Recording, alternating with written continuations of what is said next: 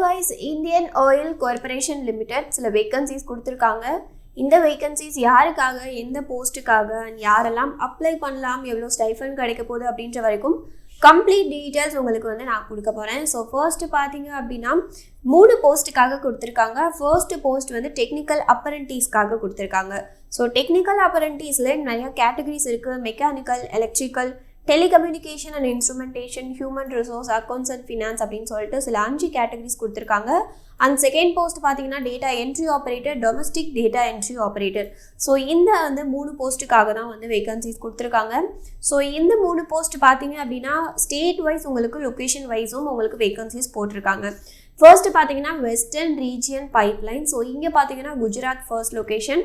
இதில் எவ்வளோ வேகன்சிஸ் இருக்குன்னா 89 வேகன்சிஸ் வரைக்கும் இருக்குது. ஒவ்வொரு போஸ்ட்டுக்கும் தனித்தனியாக வேகன்சிஸ், அதாவது மெக்கானிக்கல் 24, அதாவது டெக்னிக்கல் அப்ரண்டிஸில் mechanical category 24 vacancies and electrical category 22 vacancy, telecommunication and instrumentation 22 categories, இந்த மாதிரி கேட்டகரிஸ் வைஸ் வந்து போட்டிருக்காங்க. அண்ட் ரிசர்வேஷன் பார்த்தீங்கன்னா அதாவது கேஸ்ட் வைஸ் எவ்வளோ வேகன்சிஸ் இருக்க போகுது அப்படின்றதையும் தெளிவாகவே உங்களுக்கு மென்ஷன் பண்ணியிருக்காங்க.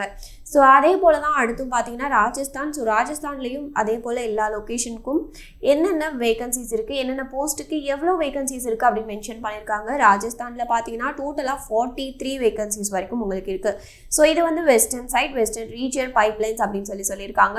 ஸோ அடுத்து பார்த்தீங்க அப்படின்னா ஈஸ்டர்ன் ரீஜியன் பைப்லைன். ஸோ இதுலேயும் லொக்கேஷன் வைஸ் உங்களுக்கு வந்து வேகன்சிஸ் தெளிவாகவே போட்டிருக்காங்க. வெஸ்ட் பெங்கால். ஸோ இதில் வந்து டோட்டலாக 44 வேகன்சிஸ் உங்களுக்கு இருக்குது.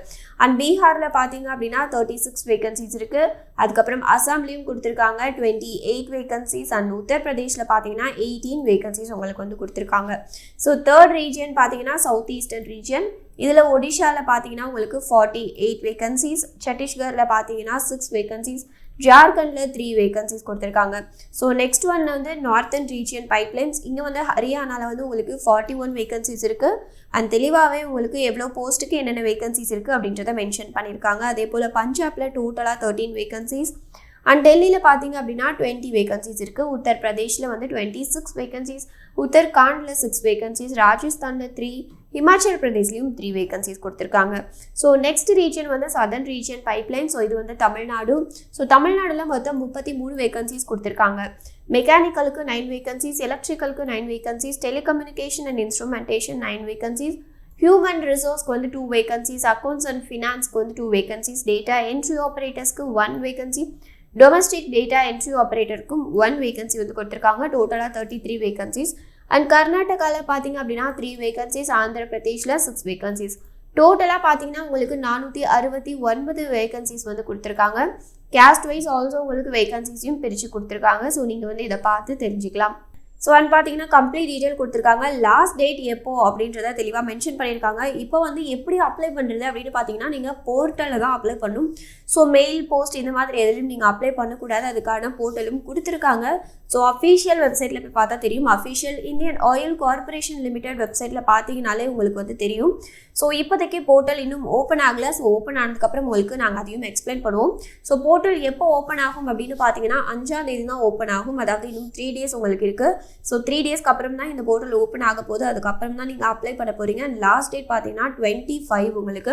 ஸோ 25 வரைக்கும் மொத்தம் 20 டேஸ் உங்களுக்கு வந்து கொடுத்துருக்காங்க டைம் பீரியட். ஸோ அதுக்குள்ளே நீங்கள் அப்ளை பண்ணிக்கணும். அண்ட் 25ஆம் தேதி ஈவினிங் 6 மணிக்குள்ளே நீங்கள் அப்ளை பண்ணிக்கணும். அதுக்கப்புறம் பார்த்தீங்கன்னா பர்சன்ஸ் வித் பெஞ்ச்மார்க் டிசபிலிட்டிஸ் அப்படின்னு சொல்லுவாங்க. ஸோ இவங்களுக்கும் இங்கே வந்து சலுகைகள் கண்டிப்பாக இருக்குது அப்படின்றதையும் மென்ஷன் பண்ணியிருக்காங்க. ஸோ அடுத்து பார்த்தீங்கன்னா நிறைய விஷயங்கள் கொடுத்துருக்காங்க. அண்ட் எவ்வளோ ட்ரைனிங் இருக்க போகுது அப்படின்ற மாதிரி கம்ப்ளீட் டீட்டெயில்ஸ் இந்த பிடிஎஃப்ல உங்களுக்கு இருக்குது. நீங்கள் வந்து இந்த பிடிஎஃபை டவுன்லோட் பண்ணி பார்த்துக்கலாம். இதுக்கான லிங்க்கையும் நாங்கள் டிஸ்கிரிப்ஷனில் கொடுத்துருவோம். குவாலிஃபிகேஷன் கொடுத்துருக்காங்க. ஸோ ஒவ்வொன்றுக்காக குவாலிஃபிகேஷன் நம்ம வந்து பார்க்கலாம். ஸோ ஃபர்ஸ்ட் ஒன் பார்த்தீங்கன்னா டெக்னிக்கல் அப்பரண்டிஸில் மெக்கானிக்கல், எலக்ட்ரிக்கல் இருக்குது. அதுக்கப்புறம் telecommunication and instrumentation, human resource, accountant அப்படின்னு சொல்லிட்டு சில விஷயங்கள் இருக்குது. ஸோ இதில் பார்த்தீங்கன்னா மெக்கானிக்கலுக்கு நீங்கள் mechanical engineering or automobile engineering முடிச்சிருக்கணும். அடுத்து பார்த்தீங்க அப்படின்னா electrical engineering and electronics and electrical engineering முடிச்சிருக்கணும். ஸோ எலக்ட்ரிக்கல் படித்தவங்க அப்படின்றது தெரியும். டெலிகம்யூனிகேஷன் அண்ட் இன்ஸ்ட்ருமெண்டேஷன்லையும் சில கேட்டகரிஸ் கொடுத்துருக்காங்க. ஸோ உங்களுக்கு இதில் நிறைய ஆப்ஷன்ஸ் கொடுத்துருக்காங்க. ஸோ கண்டிப்பாக அதிகமாக ஆப்பர்ச்சுனிட்டிஸ் இருக்க போது எலக்ட்ரானிக்ஸ் அண்ட் கம்யூனிகேஷன் இன்ஜினியரிங் படித்தவங்களாகவும் இருக்கலாம். எலக்ட்ரானிக்ஸ் அண்ட் டெலிகம்யூனிகேஷன் இன்ஜினியரிங் படித்தவங்களாகவும் இருக்கலாம். Electronics and radio communication engineering, instrumentation and control engineering, instrumentation and process control engineering, electronics engineering. So கம்ப்ளீட்டாக இன்ஜினியரிங்கை பேஸ் பண்ணி தான் இருக்குது. ஸோ இன்ஜினியரிங் படித்தவங்களுக்கு இது ஒரு நல்ல ஆப்பர்ச்சுனிட்டிஸாக இருக்கும். ட்ரேட் அப்ரெண்டிஸ், அதாவது assistant human resource. So full time bachelor degree நீங்கள் வந்து படிச்சிருக்கணும் ரொம்ப கவர்மெண்ட் ரெகக்னைஸ்ட் இன்ஸ்டியூட் அவ்வளோதான் கொடுத்துருக்காங்க. ஸோ ஒரு பேச்சுலர் டிகிரி நீங்கள் பண்ணியிருந்தாலே போதும் இதுக்கு. அடுத்து பார்த்தீங்கன்னா ட்ரேட் அப்ரெண்டிஸ் அக்கௌண்டன்ட். ஸோ இதுக்கும் வந்து நீங்கள் ஒரு பேச்சுலர் டிகிரி முடிச்சிருந்தா போதும், காமர்ஸில் முடிச்சிருக்கணும் அப்படின்னு மென்ஷன் பண்ணியிருக்காங்க. ஸோ அடுத்த போஸ்ட் பார்த்தீங்கன்னா டேட்டா என்ட்ரி ஆப்பரேட்டர், ஃப்ரெஷர் தான் தேவை. மினிமம் நீங்கள் 12th பாஸ் ஆனாலே போதும், பட் பிலோ கிராஜுவேட்டாக இருக்கணும். ஸோ நீங்கள் யூஜி படிச்சிருக்கக்கூடாது அப்படின்னு சொல்லியிருக்காங்க. ஸோ யூஜி படிச்சிருக்கவங்க ஓவர் கிராஜுவேட் அப்படின்னு சொல்லுவாங்க. ஸோ மினிமம் 12th மட்டும் பாஸ் ஆகிருக்கணும். அதே போல் தான் டொமஸ்டிக் டேட்டா என்ட்ரி ஆப்பரேட்டர்ஸ்க்கும் மினிமம் 12th பாஸ் ஆகிருக்கணும். ஸோ அடிஷ்னலி உங்களுக்கு இந்த ஸ்கில்ஸ்லாம் இருந்தால் இன்னும் பெட்டர் அப்படின்னு சொல்லியிருக்காங்க. So skill certificate of domestic data entry ஆப்பரேட்டரோட ஸ்கில் சர்டிஃபிகேட் இருந்தால் இன்னும் பெட்டராக இருக்கும் அப்படின்ற மாதிரி சொல்லியிருக்காங்க. ஸோ இதில் பல விஷயங்களும் உங்களுக்கு மென்ஷன் பண்ணியிருக்காங்க. ஸோ எந்த மாதிரி சலுகைலாம் இருக்க போது, ரிலாக்ஸேஷன் இருக்க போது, யாருக்கெல்லாம் இருக்க போகுது அப்படின்ற மாதிரி வந்து சொல்லியிருக்காங்க. ஸோ இதை நீங்கள் பார்த்து தெரிஞ்சுக்கலாம். அண்ட் ஏஜ் லிமிட் அப்படின்னு பார்த்தீங்கன்னா age limit minimum 18 years and maximum 24 years தான் உங்களுக்கு இருக்கணும். ஸோ கம்மியாக தான் கொடுத்துருக்காங்க, பட் இருந்தாலும் பெட்டர் ஆப்பர்ச்சுனிட்டி, அப்ளை பண்ணுங்கள். 18 years உங்களுக்கு இருக்கணும் அட் 24 years ஸ்கூலில் இருக்கணும். ஸோ எந்த டேட்டில் அப்படின்னு பார்த்தீங்கன்னா October 1 ஸோ அப்போ வந்து உங்களுக்கு 18 ஆயிருக்கணும், இல்லையா 24 தான் நீங்கள் வந்து இருக்கணும் அப்படின்னு சொல்லியிருக்காங்க. ஸோ அதுக்கப்புறம் பார்த்தீங்கன்னா duration of apprenticeship training. So training உங்களுக்கு எவ்வளோ இருக்க போகுது. ஃபர்ஸ்ட் டெக்னீஷியன் அப்ரெண்டிஸ், அதாவது எலக்ட்ரிக்கல், மெக்கானிக்கல், அதுக்கப்புறம் டெலிகம்யூனிகேஷன் அண்ட் இன்ஸ்ட்ருமெண்டேஷன். ஸோ உங்கள் 3 கேட்டகரிக்கு வந்து 1 year இருக்க போகுது. And trade apprentice, assistant HR, accountant. So இந்த 2 கேட்டகரிக்கும் 1 year தான் இருக்க போகுது. Data entry operator and domestic data entry ஆப்பரேட்டருக்கு வந்து 15 months இருக்க போகுது. அதாவது 12 months வந்து 1 year அப்படின்னு சொல்லுவோம். ஸோ எக்ஸ்ட்ரா 3 months உங்களுக்கு வந்து இருக்க போகுது. ஸோ ஸ்டைஃபன் இப்போதைக்கு வந்து அவங்க வந்து மென்ஷன் பண்ணல. ஸோ கண்டிப்பாக வந்து எவ்வளோ கொடுக்கணுமோ எவ்வளோ லீகலோ கண்டிப்பாக கொடுப்போம் அப்படின்றதையும் சொல்லியிருக்காங்க. ஸோ கண்டிப்பாக ஸ்டைஃபன் கிடைக்க போகுது. அதுக்கப்புறம் பார்த்தீங்கன்னா கன்செஷன் அண்ட் ரிலாக்ஸேஷன் நான் சொன்ன மாதிரி அவங்க வந்து எக்ஸ்பிளைன் பண்ணியிருக்காங்க. ஸோ நீங்கள் இதை பார்த்துக்கலாம். செலெக்ஷன் மெத்தடாலஜி அப்படின்னு மென்ஷன் பண்ணியிருக்காங்க. ஸோ செலெக்ஷன் ப்ராசஸ் உங்களுக்கு ரிட்டன் டெஸ்ட் வந்து இருக்க போகுது. ஸோ அந்த ரிட்டன் டெஸ்ட் வந்து மல்டிபிள் சாய்ஸ் கொஸ்டினாக இருக்கும். ஸோ அப்ஜெக்டிவ் டைப் அப்படின்னு சொல்லியிருக்காங்க. 4 ஆப்ஷன்ஸ் இருக்கும். ஸோ அதை நீங்கள் சூஸ் பண்ணுற மாதிரி இருக்கும். 100 question இருக்கும் உங்களோட ரிட்டன் டெஸ்ட்டில். ஸோ ஒரு கொஷினுக்கு 1 mark. ஸோ வந்து 100 marksக்கு உங்களோட டெஸ்ட் இருக்க போது. அண்ட் நெகட்டிவ் மார்க்ஸும் கிடையாது அப்படின்னு சொல்லியிருக்காங்க. அவ்வளோதான். அதுக்கப்புறம் பார்த்தீங்கன்னா எவ்வளோ எடுத்தால் பாஸ் ஆகணும் அப்படின்றதையும் தெளிவாக மென்ஷன் பண்ணியிருக்காங்க. அது மட்டும் இல்லாமல் என்னென்ன இருக்க போகுது, அதாவது டெக்னீஷியன் அப்ரெண்டிஸ்க்கு என்ன கொஷின்ஸ் இருக்க போகுது அப்படின்னு இருக்காங்க. 75 questions வந்து கன்சர்ன் டிசிப்ளின் ஆஃப் டிப்ளமோ லெவலில் இருக்க போகுது. அண்ட் 25 questions பார்த்தீங்கன்னா ஜென்ரல் ஆப்டிடியூட், ரீசனிங் இருக்க போகுது. General English, numerical aptitude, general knowledge, இதை வச்சு தான் ஜென்ரல் நாலேஜாக தான் இருக்க போகுது. ஸோ 25 marks அப்படின்னு சொல்லியிருக்காங்க. ஸோ ஈஸியாக மார்க்ஸ் எடுத்துலாம்.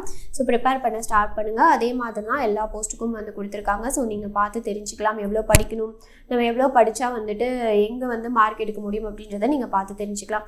மினிமம் உங்களுக்கு வந்து 40% வந்து நீங்கள் எடுத்தால் தான் பாஸ் ஆக முடியும். And SC ST categories, PWD, persons with benchmark disability categories, so இவங்களாம் வந்து 35 எடுத்தாலே பாஸ். ஸோ உங்களுக்கு 5% ரிலாக்ஸேஷன் கொடுத்துருக்காங்க. ஸோ இதெல்லாம் நீங்கள் வந்து செக் பண்ணிக்கலாம். 120 minutes உங்களுக்கு வந்து எக்ஸாம்ஸ் இருக்க போது. ஸோ 2 hours எக்ஸாம் இருக்க போது. 2 hours எக்ஸாம் 100 marksக்கு 100 questions இருக்க போது.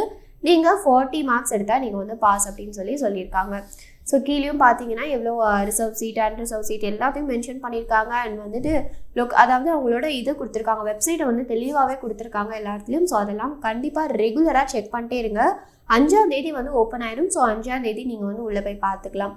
அண்ட் ஜென்ரல் கண்டிஷன்ஸ்னு சில விஷயங்கள் கொடுத்துருக்காங்க. முக்கியமாக அப்ரெண்டிஸ்ஷிப் ட்ரைனிங்க்கு வந்து உங்களுக்கு எக்ஸ்பீரியன்ஸ் இருக்கக்கூடாது அப்படின்ற மாதிரி சொல்லியிருக்காங்க. ஸோ இதை வந்து நீங்கள் ரெகுலராக செக் பண்ணிக்கிட்டிங்கன்னா ரொம்பவே நல்லது. செக் பண்ணிட்டு அப்ளை பண்ணிக்கோங்க. ஸோ அடுத்து கீழே பார்த்தீங்க அப்படின்னா requirement before filling on online application form. So நீங்கள் ஃபில் பண்ணுறதுக்கு முன்னாடி உங்களுக்கு என்னெல்லாம் தெரிஞ்சுக்கணும், என்னெல்லாம் இருக்கணும் அப்படின்றத கொடுத்துருக்காங்க. இது ரொம்பவே முக்கியமான ஒரு விஷயம். ஸோ இதை வந்து நீங்கள் பார்த்து தெரிஞ்சுக்கிறதுக்கு ரொம்பவே அவசியம். ஹவு டு அப்ளை கொடுத்துருக்காங்க. நம்ம சொன்ன மாதிரியே இது வந்து போர்ட்டலில் தான் அப்ளை பண்ணணும். ஸோ 5ஆம் தேதி ஓப்பன் ஆக போது. 25ஆம் தேதி உங்களோட லாஸ்ட் டேட் ஈவினிங் 6 மணி வரைக்கும். ஸோ பேப்பர் பேஸ்ட் அப்ளிகேஷன் வந்து அக்செப்ட் பண்ண மாட்டோம். அதாவது போஸ்ட்லையோ மெயிலோ நீங்கள் பண்ணிங்கன்னா கண்டிப்பாக அக்செப்ட் பண்ண மாட்டாங்க. போர்ட்டலில் தான் நீங்கள் சப்மிட் பண்ணணும். ஸோ உங்களுக்கு ஏதாச்சும் குவரிஸ் இருந்தது அப்படின்னா நீங்கள் எந்த ரீஜனில் வந்து போட போகிறீங்க, நீங்கள் எந்த ரீஜனில் எனக்கு வேணும் அப்படின்றவங்க அந்த ரீஜனுக்கு தனியாக மெயில் ஐடி மாதிரி கொடுத்துருக்காங்க. ஸோ நீங்கள் இதன் மூலியமாக உங்கள் குவரிஸை கேட்டுக்கலாம். ஸோ இம்பார்ட்டன்ட் டேட்ஸ் அப்படின்னு மென்ஷன் பண்ணியிருக்காங்க. நம்ம சொன்ன மாதிரியே எப்போ வந்து ஓப்பன் ஆக போகுதுன்னா 5 ஓப்பன் ஆக போகுது. Last date 25. உங்களுக்கு எக்ஸாம் டேட்டையும் வந்து கொடுத்துருக்காங்க. November 21 வந்து டெனேட்டிவ்லி அப்படின்னு கொடுத்துருக்காங்க. ஸோ சேஞ்ச் ஆகவும் சான்சஸ் இருக்குது. ரெகுலராக செக் பண்ணிக்கிறது ரொம்பவே அவசியம். ஸோ இந்த பிடிஎஃப் லிங்க்கை வந்து நாங்கள் டிஸ்கிரிப்ஷனில் கொடுத்துருவோம். நீங்கள் வந்து பார்த்து தெரிஞ்சுக்கலாம். கொடுத்துருக்கலாம். நீங்கள் பார்த்து டவுன்லோட் பண்ணி ஸ்டெப் பை ஸ்டெப் படித்து நீங்கள் அப்ளை பண்ணிக்கோங்க. அண்ட் இந்த மாதிரி பல இன்ட்ரெஸ்டிங்கான அப்டேட்ஸ் கொடுத்துக்கிட்டே இருப்போம். ஸோ நீங்கள் மறக்காம நம்ம சேனலையும் சப்ஸ்கிரைப் பண்ணிக்கோங்க.